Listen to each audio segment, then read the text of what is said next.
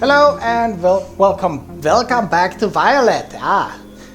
Welcome back to Violett. So in the last episode we discovered that most of the powers don't mean jack all.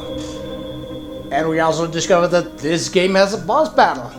And we had no obvious solution to doing it. Now I've looked it up. Because for one, the hint wheel is suddenly gone. Supposedly because there isn't any puzzles, but there still is a boss battle. So what you have to do...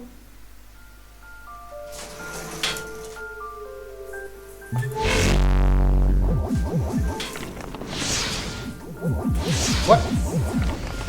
What? That was... Ow.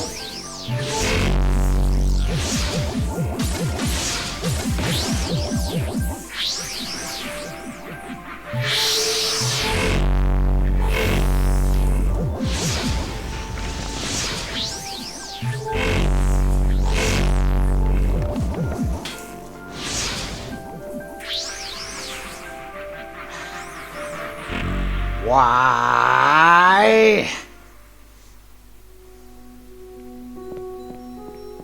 Okay, let's try this again, because we seemed to be making progress. I said, let's try this again.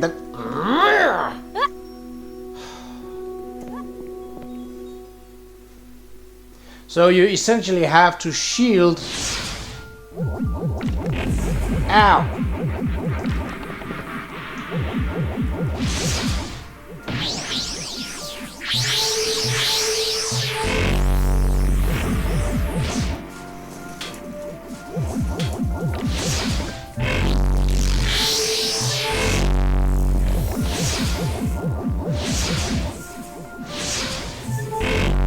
Depending on where...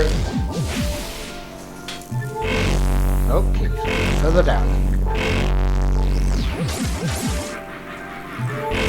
What? What? What? But I didn't get... How? How? So apparently there are small changes to where...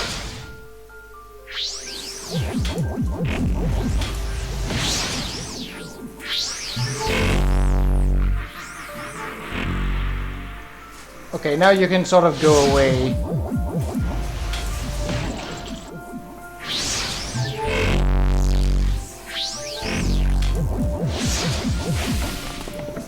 Ow! Ow! Ow! Ow! Can you stop that?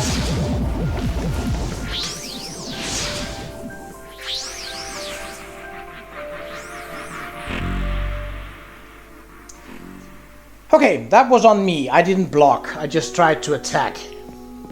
Fair enough. I will take, when it's my fault, I will take the blame for that. That's fair enough.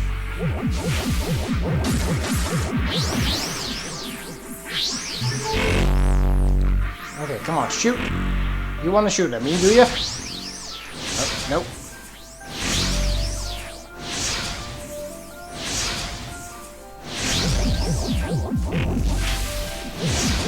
What?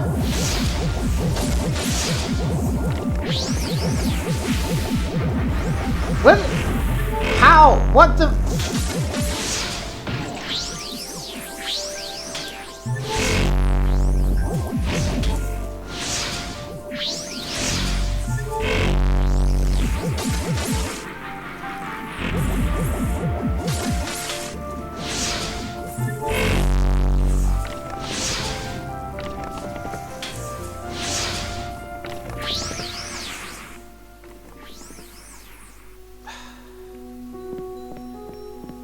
So, aiming is apparently also a thing here. Could you be so kind as to actually walk through that door?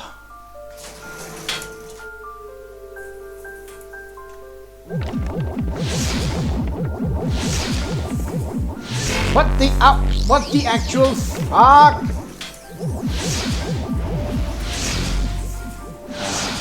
God! So you have to aim it, otherwise you just explode it on yourself. Are you...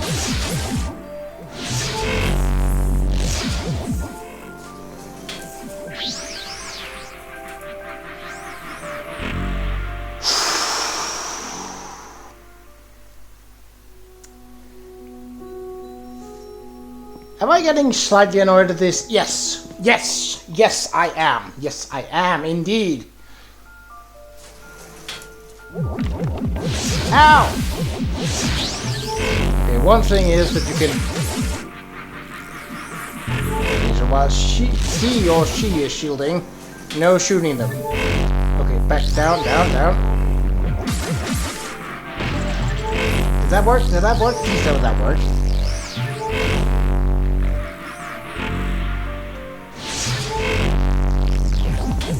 Ow.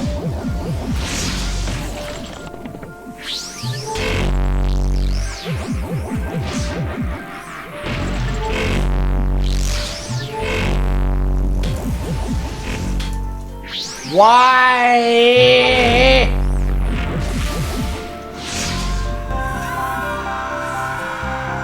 Wait, what? Did I do it? Did I... What?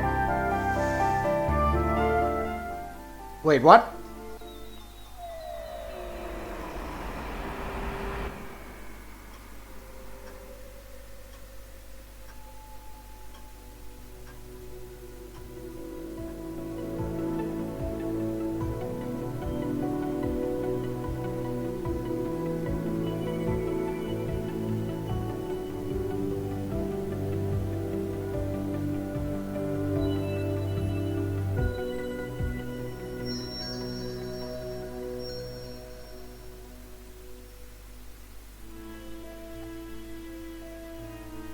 Credits?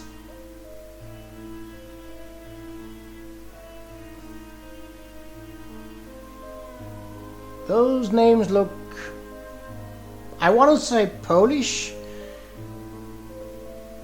Well, so here's my sort of overall feeling of this.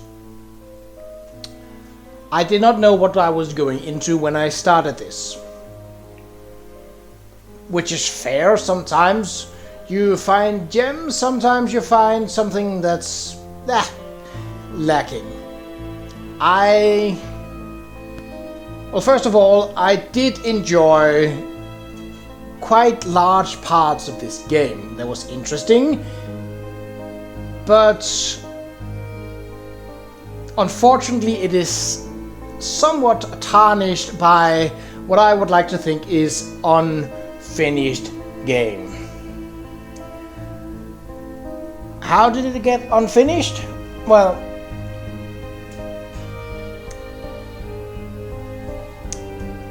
a big part of it was, to me, that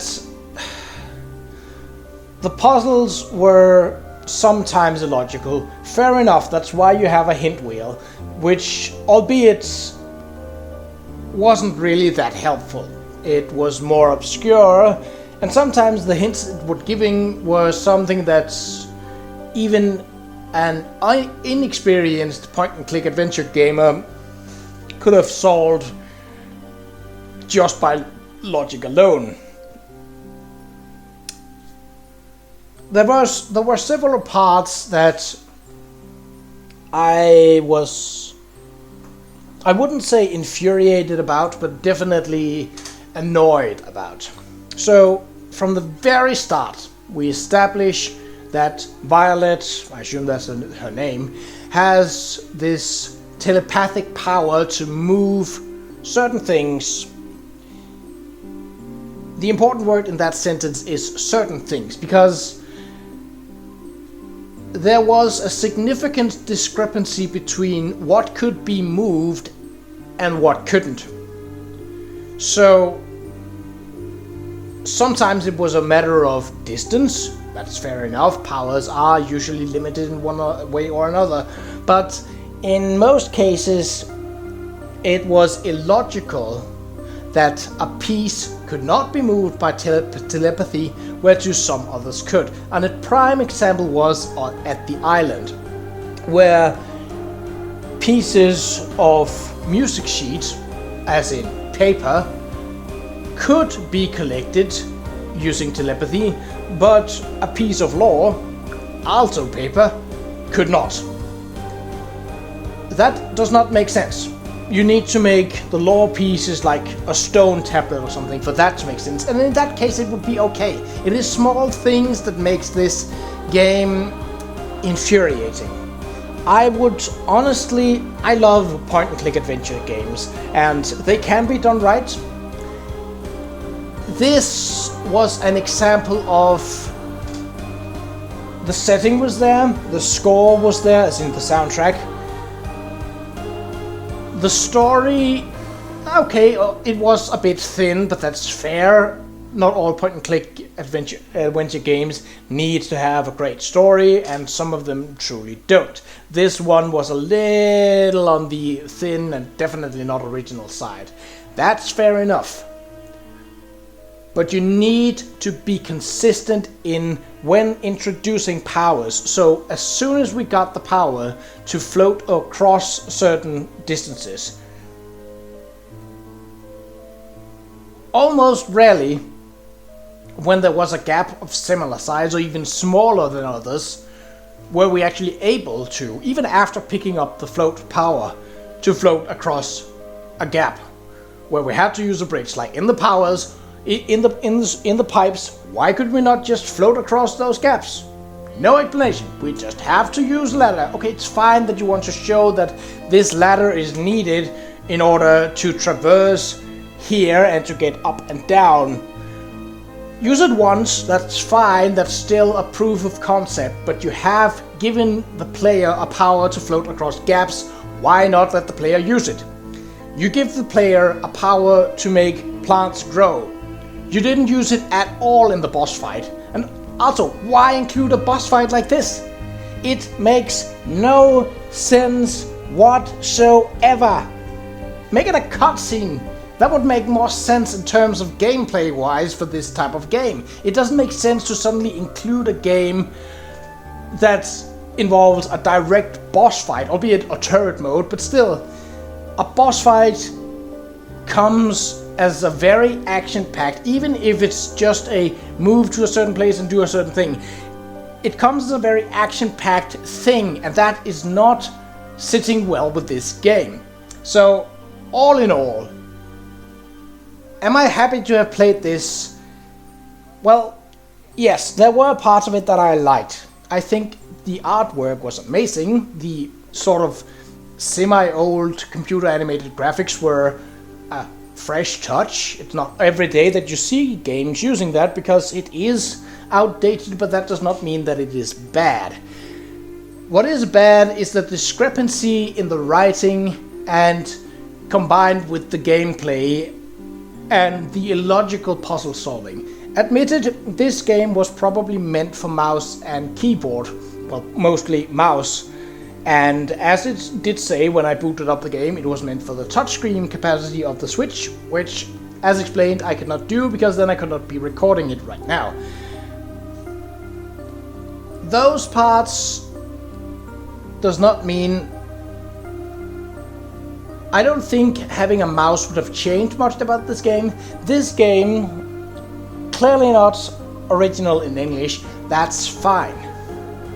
But you absolutely need to make instructions that can be followed if you include gameplay that is illogical, that otherwise cannot be solved unless you're looking up a guide, or just brute forcing it like I did with the pillar. So, it definitely suffers. There was also a thing with, of course I could have changed that with looking at the options. There were certain background noises that seemed very loud. And now I'm personally not one of those people who is audio sensitive, but if you're stuck on a puzzle, and even if you have turned the music down, which I had for recording purposes, even if you turn down that you still want audio clues as to, am I doing this right? However, a lot of the background sounds were grating and very, very loud. They were very clear and very crisp, which in itself is good, but for anyone who is suffering from audio sensitivity, those background noises could mean the difference between, are you playing this game or are you not playing this game because you suddenly got a headache. So there definitely needs to be some work put into it. I don't know if a point-and-click adventure is fitting for the Switch. I suppose it's alright. There were some things which seemed very finicky, and a mouse would definitely benefit in that situation. It also could have done with a quick travel function, maybe as a power of obtaining. It would have served much more purpose than 2 of the powers that you obtained. So overall, I would not actually recommend this game to anyone, unless you are a really big fan of point-and-click games. The art style is nice, the sound, the music is really awesome, really ambient. I love it. It was very mood-setting, gloomy at some times, more upbeat at other times. Nothing wrong with that. That was perfect. I liked that. But for gameplay and story setting, and for illogical choices towards the end, no, I cannot recommend this game. This was a... Well, first of all, this was a test to see how well would it function if I were to use my recording setup for the Switch. That works. I am not so happy with the game I chose, but well, what can you do? It was a relatively small game that I have found cheaply on the Switch store, so I figured, maybe this would do for a short series that I could do sort of to get into the vibe of it. Yeah, I would say that I'm sort of off-put by playing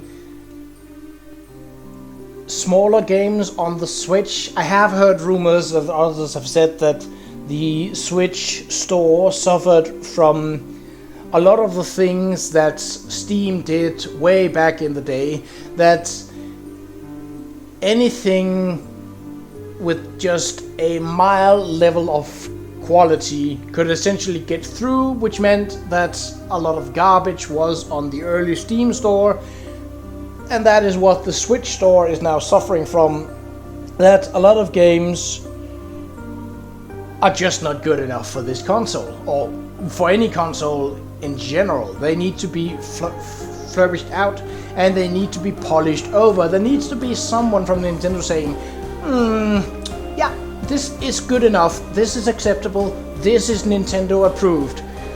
Because otherwise you end up with garbage like this. So yeah, I am infuriated at the ending. It was bad. It is bad writing. It is horrible in terms of gameplay. And that sours what otherwise was an interesting concept of a game. So, yeah, I will definitely calm down until whatever I play next, which may be on the Switch, may not. But until next time, take care.